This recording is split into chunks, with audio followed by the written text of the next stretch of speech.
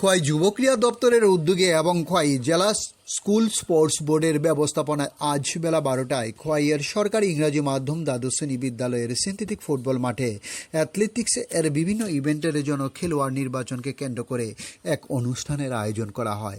এই অনুষ্ঠানে উপস্থিত ছিলেন খোয়াইয়ের বিশিষ্ট সমাজসেবী প্রণব বিশ্বাস, যুব ক্রীড়া দপ্তরের আধিকারিক দিবাকর দেবনাথ, অবসরপ্রাপ্ত শারীরিক শিক্ষক বিষ্ণুপদ চক্রবর্তী, অবসরপ্রাপ্ত শারীরিক শিক্ষক নিপেন কর এবং ব্যবস্থাপনায় ছিলেন শারীরিক শিক্ষক বিশ্বজিৎ দেব সরকার ও প্রশান্ত সিনহা সহ অন্যান্য শারীরিক শিক্ষকরা।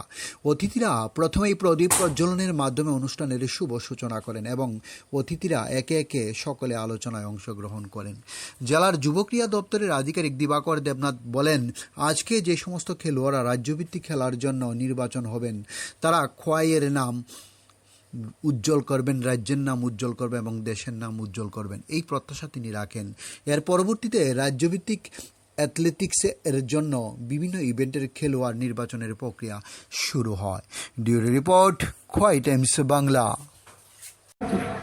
যে ডিস্ট্রিক্ট লেভেল সিলেকশন সেটা কল্যাণপুরে হবে, সেখানে যাবে। আমি আশা করব আমাদের এই খোয়াই সাব ডিভিশন থেকে বেশি প্লেয়ার ডিস্ট্রিক্ট লেভেল সিলেকশনে সুযোগ পাবে এবং রাজ্যভিত্তিক যে আসর হবে সেখানে গিয়ে আমাদের খোয়াই জেলার সুনাম অর্জন করিয়ে আনবে। এবং প্লেয়ারদের কাছে আমার একটা অত্যন্ত রিকোয়েস্ট থাকবে, খেলাধুলা আমরা অনেকেই ভালো বা অনেকেই খারাপ, কিন্তু আমাদের যে ডিসিপ্লিনটা সেটা আমাদের নিজের কাছে, সেই ডিসিপ্লিনটা যাতে আমাদের থাকে। রাজ্যভিত্তিক আসরে যাওয়ার পর যাতে আমাদের কেউ বলতে না পারে যে খোয়াই থেকে একটা টিম এসেছিল, এই টিমটা আনডিসিপ্লিন।